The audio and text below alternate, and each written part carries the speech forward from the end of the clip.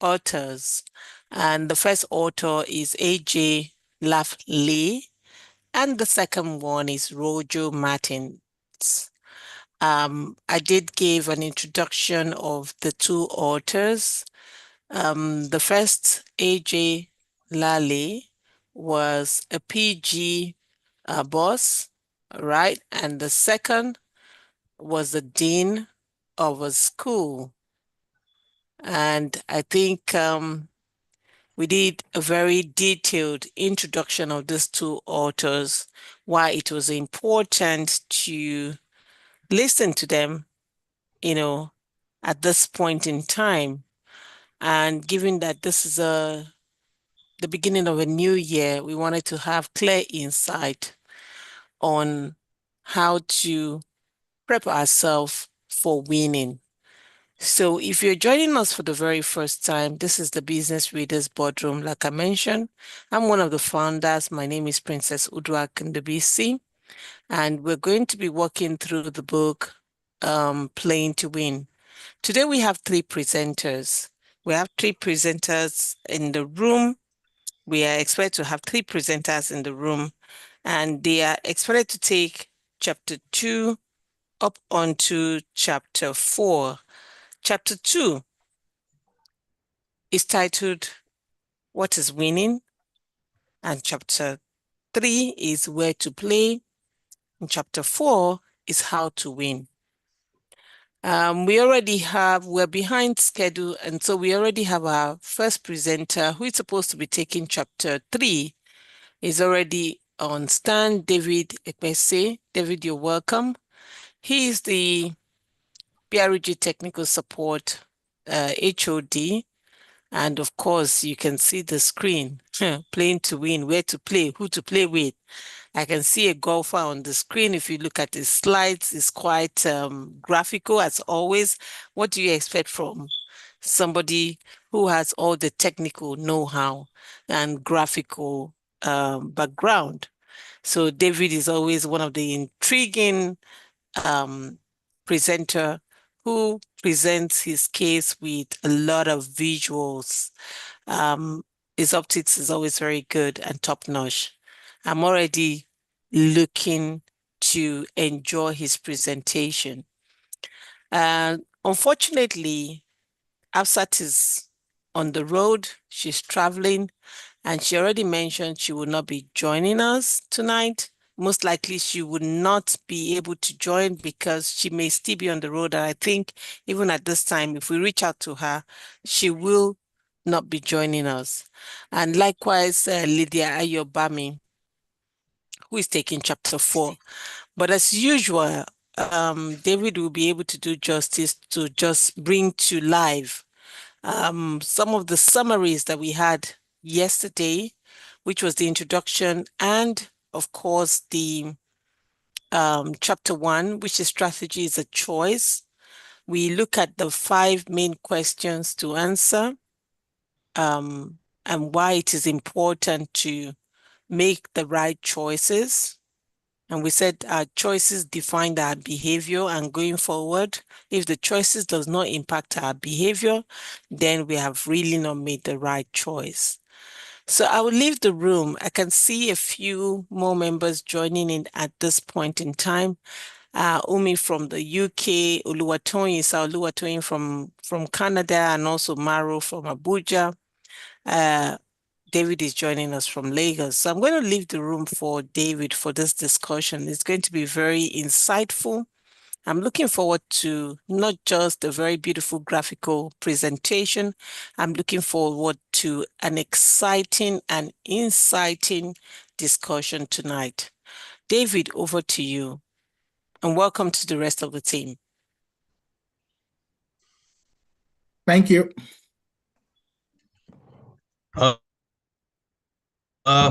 From here, Lagos, Nigeria. Thank you for having me to present this interesting book by A.G. Lafley and also Roger as well. The title of the book is Playing to Win. That is giving us strategy, how strategy really works. And I'll be taking chapter 3 of the book, which says Where to Win. And as you can see in the cover image here, we can see different players, and we all know that as a player or as a sports person, you can't do more than 3 or 4 sports at the same time, right? Just focus on where your strength and capacity is, so you can play. If you're a golfer, you know that you play on a golf, you are not to be found in a boxing ring. If you're a boxer, you know that you're to be on the boxing ring and not to be on the pitch running or chasing balls on the pitch. Right. Just to go into our presentation for today, we'll be looking at going into details, right, on where to win, because this is just also to help us define, our strengths, our capacities, and just not to be everywhere, right, as we start the new year as well. So defining where to play, right? This is just about deliberately selecting the specific areas or arenas where an organization, will completely achieve their victory, right? A particular place where people play is a place where they find themselves, having their strengths, having to showcase their strengths, and rather, having their weakness being seen out there, right? It is where they see, okay, that this is where they can really play in. And we've broken that into 2 segments, which is making deliberate choices and also a competitive field, right?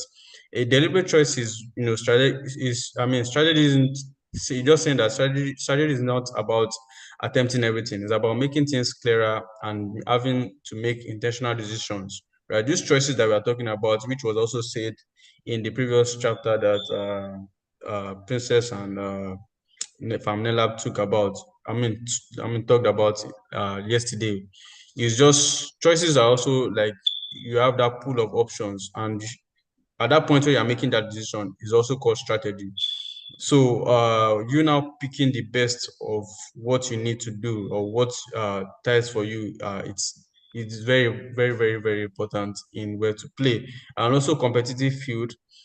This is where the author mentioned that, where to play represents a set of choices that narrows the competitive field.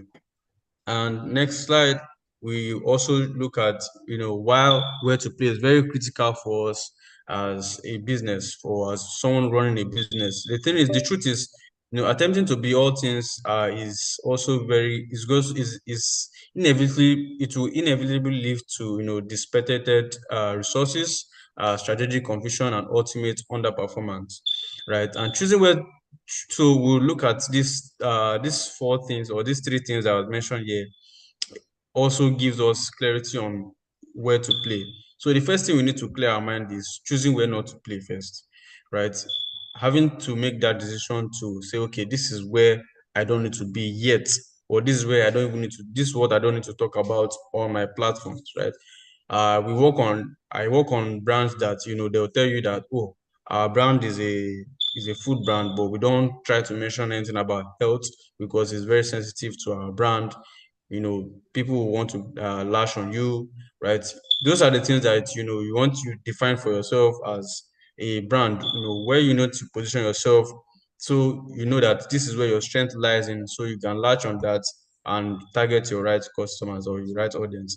Enhance focus. A focused approach significantly, elevates your chances of success, allows for a concentrated effort and resources, right? When you are focused on one thing, you'll be able to see, clearer and further what you need to expand on and what you need to make better. Guiding decision-making process. Also, clear boundaries establish where to play, right? When there's a guiding decision, just like a football field, there's something that is also guiding them to enable them to win, right?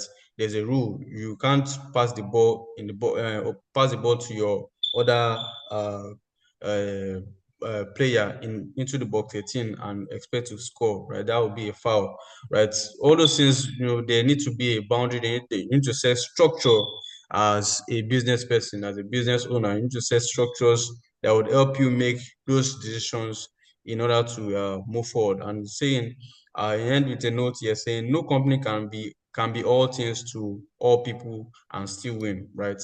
All the Coca-Cola, all the big giants of businesses that we know, they all have where they play in. There are things that they won't meddle in, and there are things that they won't invest their money in just because they know that it is not their strength and it's not their forte, right?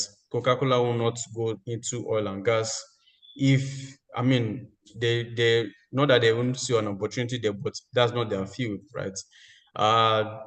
Next slide, just to show that, it also talks about the 5 dimensions of playing field, right? And it breaks it down into customer segments, geography, vertical integration, channels, and product and services. So customer segment is where we decide on the age audience, the age range of our audience, right? Are they young? Are they vibrant? Are they students? Are they people who are just looking out for businesses to or people that are just finishing schools and looking for employment?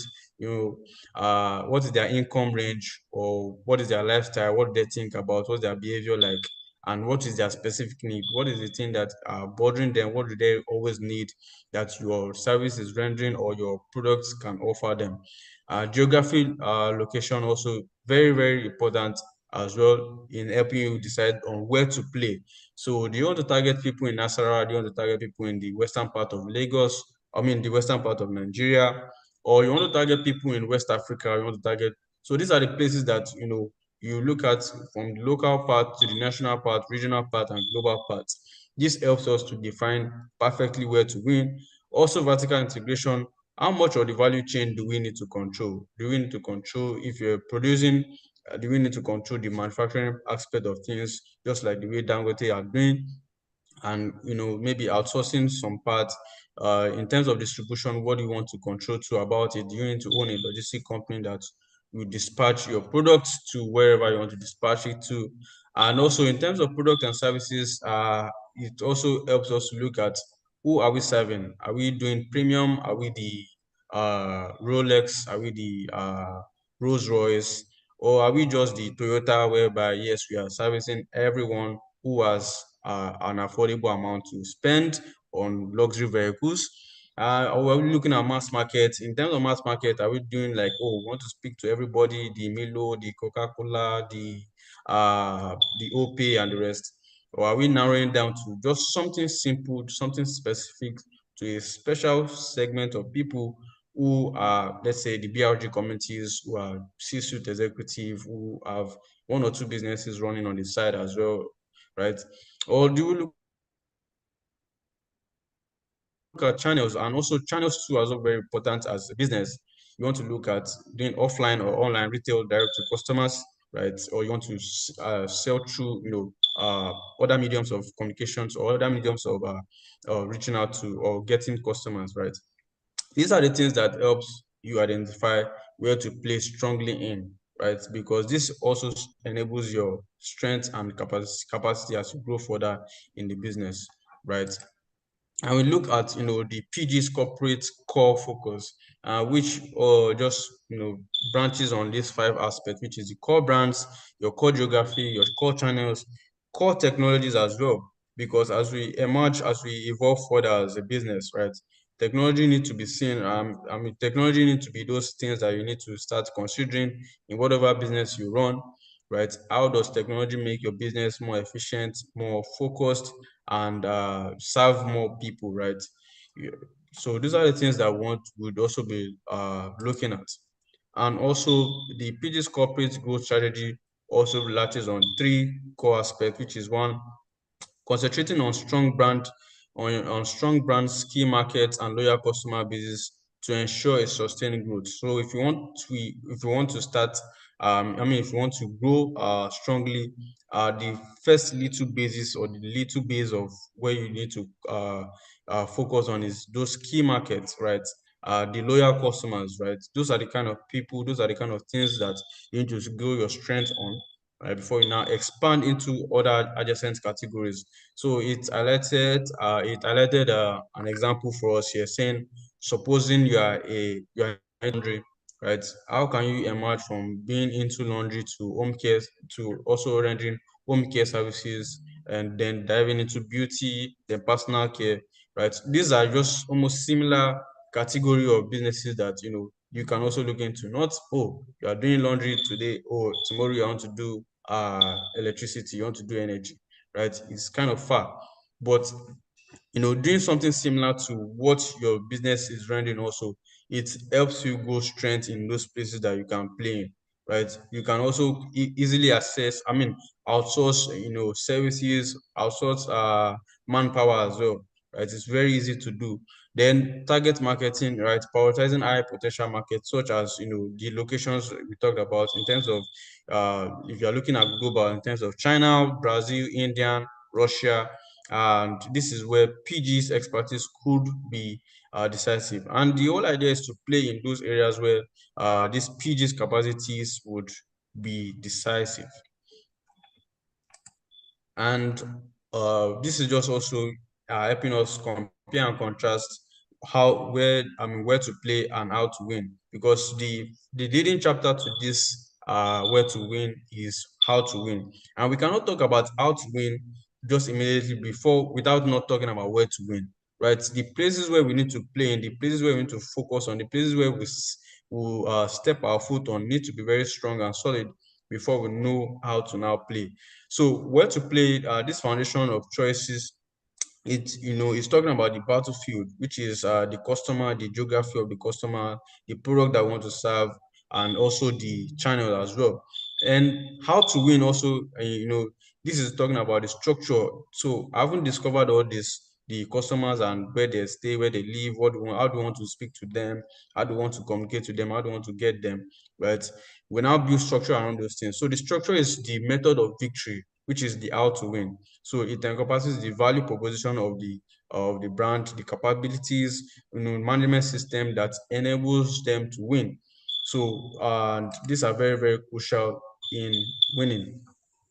Then we'll look at the interdependence of strategic choices. This is where we also break it into simpler form in saying, okay, where to win just is talking about where you define the battles. The battles is looking at where you want to focus on, looking at your customer, which in where is where I highlighted what we did, what I spoke about here. So the battles are these aspects, right? Your customer segment, your geography, your vertical integration, your product and services, your channel. So these are the things that you need to look at. These are your battlefield and even your choice of segment as well, right? And then how to win, this is where you define the method of victory, where you put in structure to those things and make it seamless, right? And selection of capabilities. So who do you now put in charge of those things? Who will be the operation manager? Who will be the salespersons? Who would be the person in charge of marketing as well, and all those things. So this dynamic relationship ensures that strategies are coherent, purposeful, and significantly increase the likelihood of competitive advantage, because when these things are done and consistently done over time, right, you business begin to boom and build and also make life easy for the founders, CEOs, and whatever. And you see that you are also beginning to go head to head with the big guys and the top guys as well in business. So our key lessons for strategic success here is that, one, clarity in choice, right? We need to remember that, if we want to, if we want to discover where we need to play, we need to also have a clarity in our choice. Effective strategy demands clear, deliberate choices, not attempting to be everything, right? You can't be in everywhere, you can't be everywhere.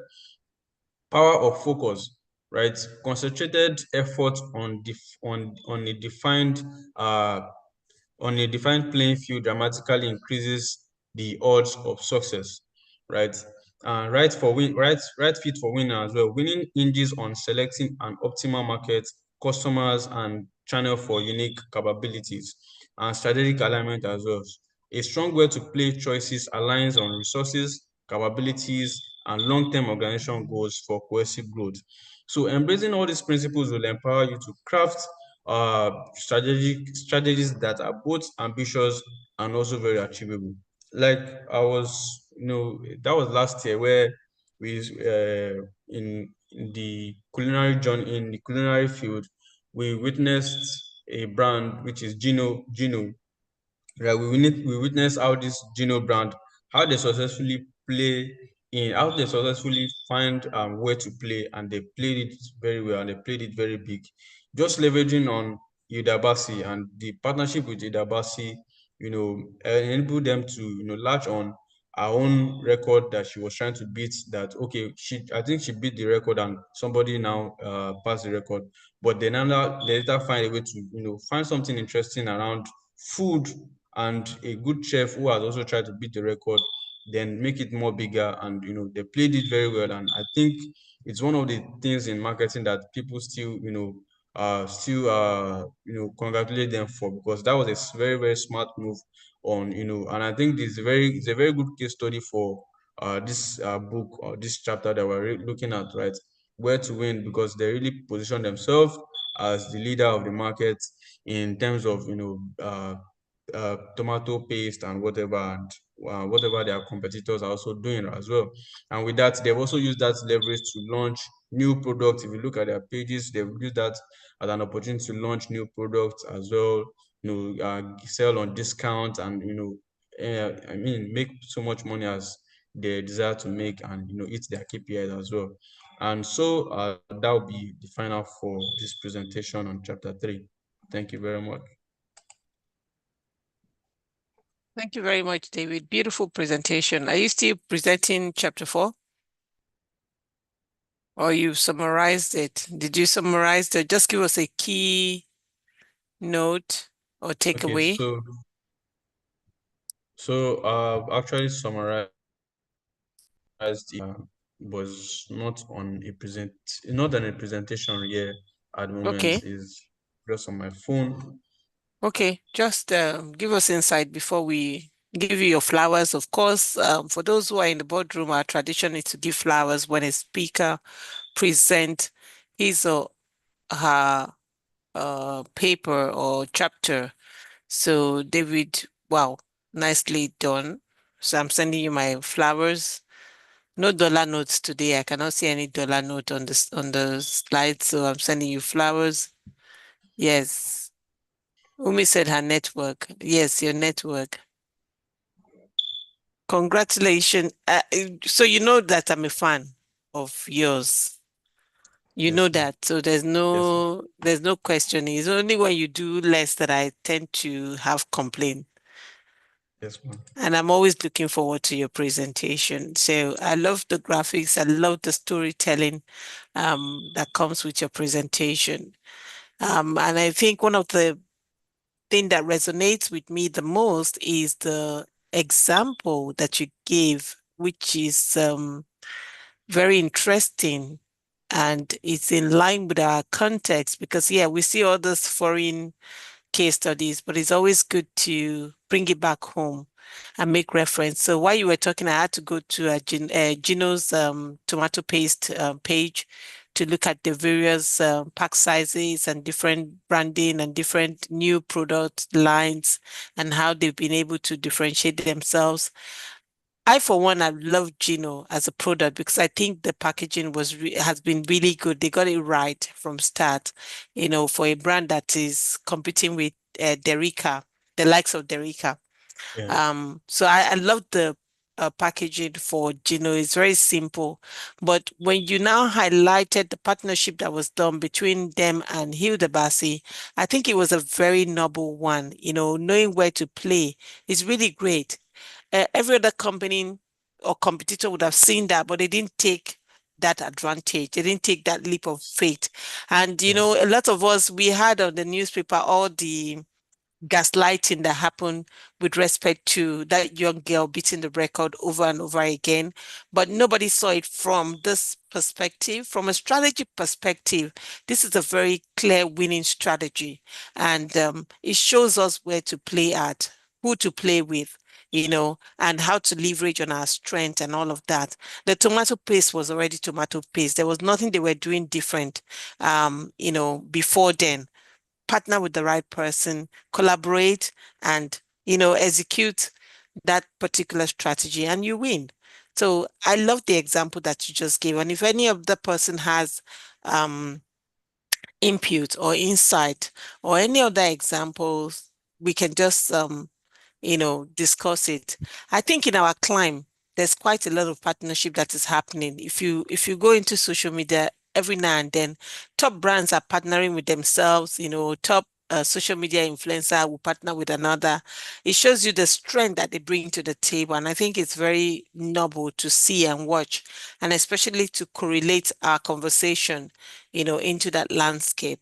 Yeah, so for me, beautiful presentation as always, clear background, voice, speech, everything on point.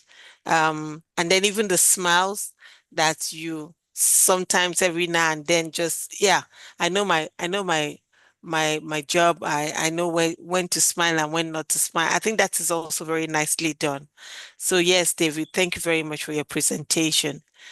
Saulu Atoyin is itching to say something, so I'll just leave the room for him. And Dr. Mariah, you're welcome. And by the way, we saw Dr. Mariah today in her, you know, territory. Nice, nice. I won't give you gist after Sir Oluwatoyin. Then we'll take up the conversation with Dr. Mariah. Thank you very much, Princess. I know you always have a way of like roping me into this.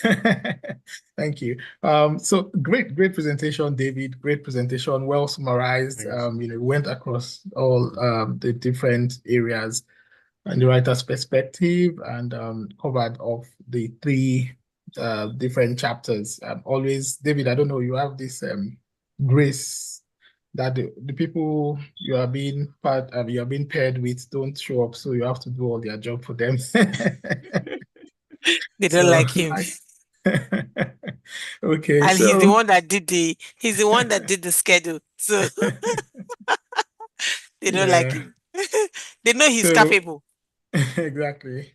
So back to your last point, Princess, where you talked about the partnerships, or basically I call that the strategic partnerships, and in the book itself, in a particular summary which I went through, it talks about in the How to Win chapter, which is I think the fourth chapter, talks about strategic partnerships over traditional competition, right? So even though if we look at the cross pollination between P&G, I mean I said P&G now, sorry, Gino and And Idabashi's team, right?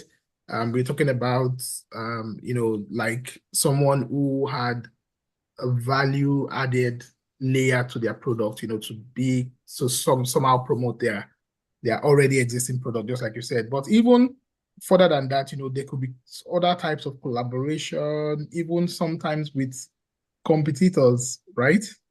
yeah. I know that could sound strange. In the case of P&G, basically they were faced with strong competition from Clorox, a company called Clorox, and SC Johnson. Of course, we know SC Johnson with all their various what's it called,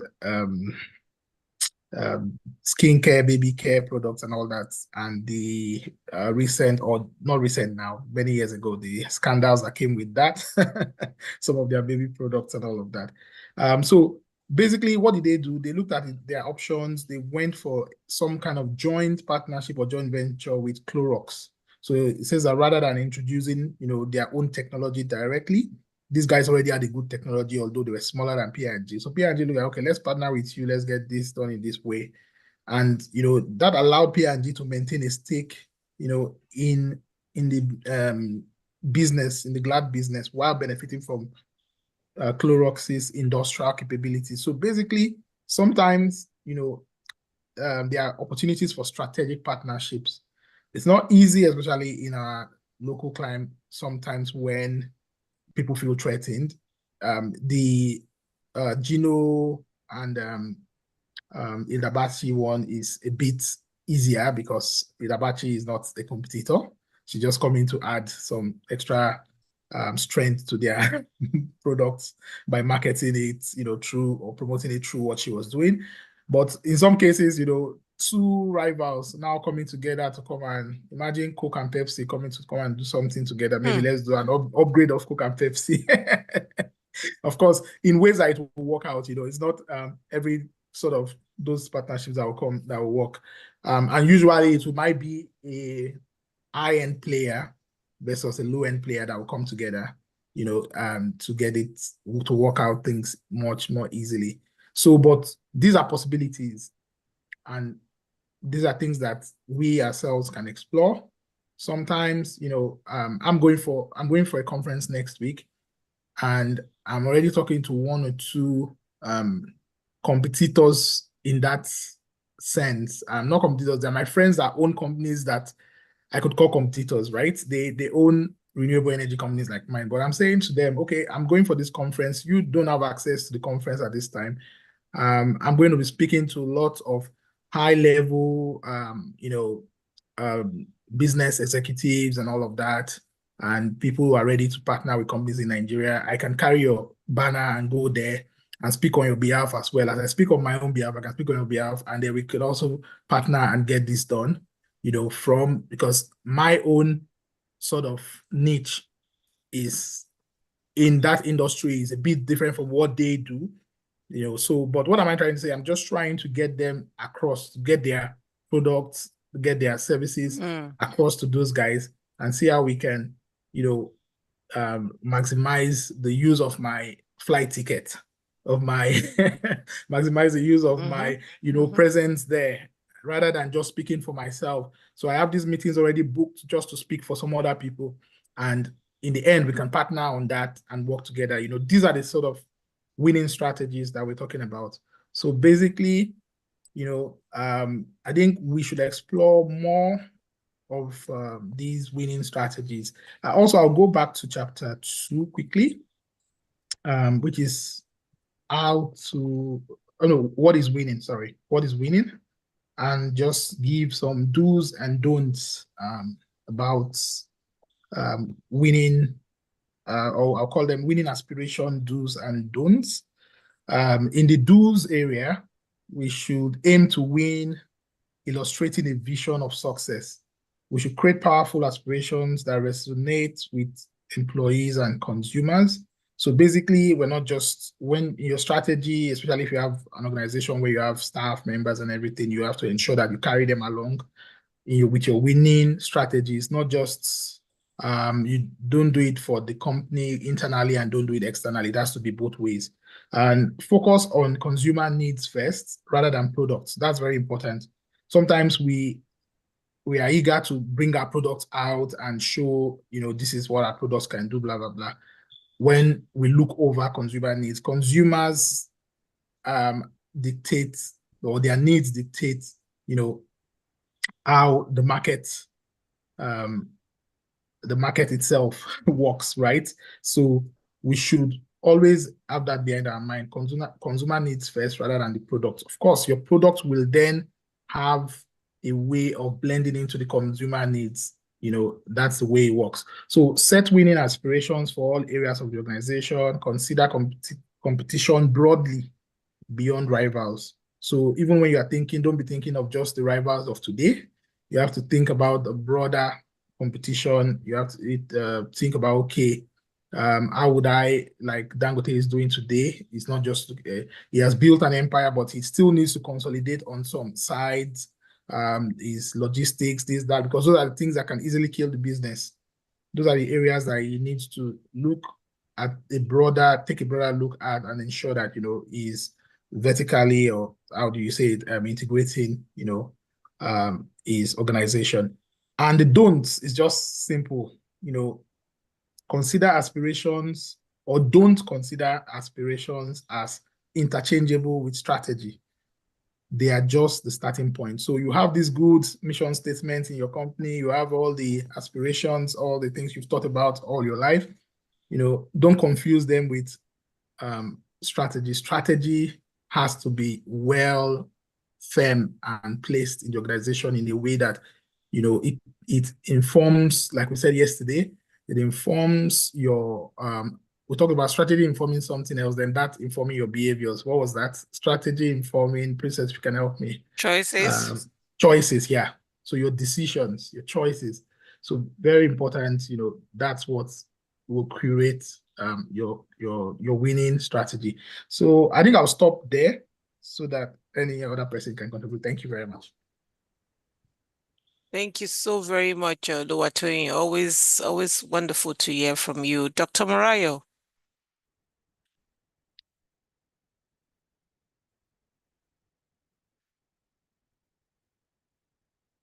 Dr. Morayo, are you available to speak?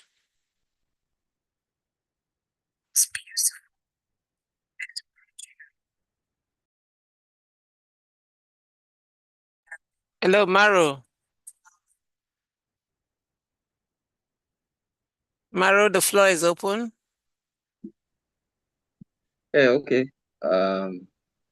Thank you. In fact, I've learned so much.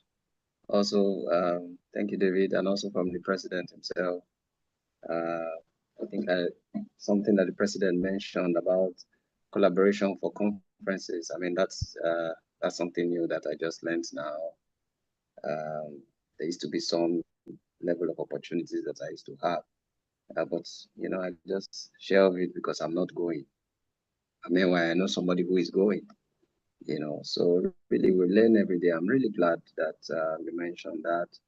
Also, I think something that really stood out for me was when that was even at the beginning, you know, when we had those different sports and then everybody playing in their own level field, you know. So this is really good. Also, you know, gathering your thoughts and having complementary either products or business lines. So instead of just having different um, ideas or different offerings everywhere. Then, of course, from the president again, consumer products, consumer needs is something that also stood out for me. So really, thank you, everyone. Good evening. Maro, you know, when the presentation was going on, I was just thinking about our meeting today. I know. Yeah, I was thinking about a few things that we can, you know, leverage on, where to play. And I think we're in the right direction in terms of the strategy that we've outlined. And I'm just thinking aloud. And I think we'll go back to apply this particular book to our strategic framework for this year. I don't know what you think, but I think we should have read this book before even planning, but we're in the right direction. We're in the right direction. I'm very happy with David's presentation. It gives me a lot of insight. David, if you can also try to share the discussion and presentation on the, you know, on the WhatsApp boardroom, I think is very important because a lot of people want to listen to the audio of our presentation. It's long overdue. Members should be able to get their audio, play it when they're traveling or just, you know, on the ride. And I think it will help a lot of those who are not able to join to listen to the conversation. Yeah, so if we can timely just download those audios and send it, that would be nice. That's an added task for you, but I think it would be very necessary to have that. So do you want to take chapter 4? Okay, I'll just go through the summary that I have here. I will look into getting the audios down to everyone. Possibly, I know that Zoom would always want to require password and expiry date and all, but I will look for something simple that we can use. There's a platform I know, but I think that platform has size issues. Or I will What look do you into it. mean? So once you just get the link, you can send it to them. They have access. Everybody has access. Just copy Okay. the link and send it to them. The audio tape, just send it. Everybody has access. They should be able to click on it and go to our repository and watch it. I think it shouldn't be a problem. Okay.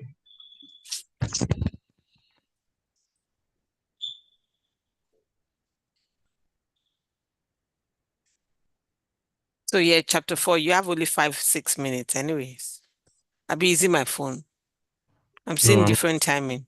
it's past 7 already. Yeah, I'm seeing different timing. So my laptop is late. Which one is correct? My phone is 7:01. Okay, just very 7:01 is quick correct. summary, yeah. Okay. So how to win, this is just also saying, this is also explaining that it's just taking it further from we choosing method of victory. So that's what in a simple word, that's what it encompasses. So find that you've perfected or you've gotten the strategy of where you want to play, you're making the right decision. So how do you now put in structures to gain victory on that same ground that you want to win? So how to win is not generic. A strategy that works in one market may fail in another market, and depending on the customer you serve, the competitors you face also, and the economics in the industry. So therefore, how to win must be specifically designed for choosing where to win choices. So it must be, so whatsoever place you plan to win, it must be also tied back to where you are also in currently, so that they are not far from each other, and there are places where you can gain strength easily and also readjust. So it's also saying that, I mean, what does this also mean? It doesn't, I mean, what does this not mean? It doesn't mean that one should just be busy all around, or growing revenue alone, or just being popular in markets. Instead, it means that we should also ensure that we are delivering superior values to customers as well, and creating a value that is very sustainable and has advantage that competitors find very hard to copy as well. And also, at the end of the day, it gives us the earning superior returns over time, which is the end goal of every businesses. And it talks about some two fundamental ways to win, which one of it is the cost of leadership, and the second is differentiation. But under the cost of leadership, the requirements are one, for there to be operational efficiency, scale, which is expanding, and tight cost control. So, and also in terms of customer you choose, in terms of customer choose you because you are cheaper and you offer a better value, right? I mean, or maybe not really cheaper, but at least you have a better value and you are very affordable to people as well. And also differentiation as well. Winning by offering something meaningful, meaning by offering something meaningfully different and better that customers are willing to pay for. So this may include one of your winning strategy may include better performances, strong brand, innovation, superior experiences, and all. And customers choose you because why you are very unique in these areas of your differentiation, and also you also solve their problems better as well. And importantly, the writer also stresses that companies should choose clearly and not attempt to do both vaguely. So choose both. I mean, choosing both in terms of one, your operational efficiency, your scaling and tightening cost control, and also in terms of differentiation, you're also performing better and you have a strong brand, and you're also innovative, and you have better experiences, and your customer have better experiences in using your product or services. So there's also the part that talks about the Ole's, how Ole choose to win. So one of the ways that Ole choose to win is by one, offering genuine superior skincare performances, and also backing claims with credible science and dermatology proofs, creating a premium fuel at mass market price, and also competing directly with expensive department store brands. So, but what did they not do, or what did they not try to become? They are not the cheapest option or the luxury only brand, right? So, and the winning requires trade-offs. A key lessons in this chapter is that winning requires saying no. every how to win choices involves a trade-off. So there are some things that you have to let go of if you want to stay winning. And one of it is that we need to invest in some capabilities and not others. We need to also serve some customers better than others. Some people will be of priority while some will not be.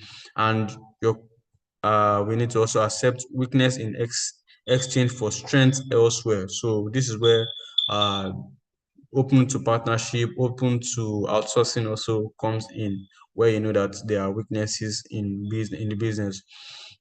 So how to win choices must be very hard to copy, because once it's easy to copy, it's not really how to win again. It's now then becomes something that anybody can wake up in the middle of the night and start a business doing. Right. So for strategy to last, competitors must find it, difficult to imitate. So this usually comes from one, a unique combination of your capabilities, a deep customer understanding, a strong brand trust, integrated system that works together. So winning is not about single move, but about a system of reinforcing choices. So every choices, right from delivering to customer, right from the perception the customer have, right from the operations, right from the customer experiences with anybody that are interfacing with, uh, whatever angle it is that are open to people seeing, right? It must always reinforce that these people are always making the right decisions, right? So, and PG's corporate how to win strategy at the company level, PG choose to win by one, deepening deep customer understanding, continuous innovation, powerful brand building, strong retail partnership, and leveraging global scale. And the link between how to win capabilities say that in this chapter, the writer highlight some ideas in the strategy cascade is that one, you cannot win without the right capabilities. So once a company chooses how to win, it must then ask what we what must we be exceptionally good, what should we be exceptionally good at rather, and what skill or system and process support this advantage for us to win. Right. So those are like key questions that we need to always ask ourselves, that what are we good at and how can we expand in our skills, in our system, in our process to support us in gaining advantage and gaining ground. The key takeaways from this chapter is that how to win defines our competitive advantage, and winning requires a clear choice and trade-off. So trade-off is letting go of things that are not meaningful to the growth of the organization. And there are two also broad, parts, which is one, the cost leadership and the cost differentiation, which I highlighted previously on. Let me just quickly. So I'm just about to end. So the other one is sustainable winning depends on how to copy system and not a single tactics. So and how to win must align tightly with where to play. So those are the key takeaways on how to win. Thank you very much. Thank you very much, David. Thank you so very much. I am giving you a clap. And of course, your flower is in the Thank you. chat room. Thank you so very much. You have to cut soap for some of us who are not graphically inclined and who cannot spontaneously take responsibility. You must cut that soap, whether you like it or not. You must show us the way. And we are learning from you. You are who? And Mr. Tony. You are who? Mr. Tony especially. Mr. Tony especially, he knows how to do that thing. On the spot, you just say, I will take it. I will take it. I mean, that's very beautiful. Thank you very much, David. And that brings us to the end of chapter 4. We're looking forward to 2 presenters tomorrow, which is going to be Saolua Toyin and also Ebohon. Please, David, whenever you put the schedule up, always send it to the person who is presenting. Some people don't get to. So Dr. Maria has sent you an octopus. I don't know if that's the octopus effect, and different colors and types of flowers. Yeah, in the boardroom. Yeah. So please, I've just lost my train of thought. You said I So should reach out to, yeah. always share the flyer with the person who is going to be presenting, just so that they know immediately, because some people come to know very late and might not be able to take up the challenge. Just forward them the stuff. If it's on their WhatsApp group, they would remember to check it.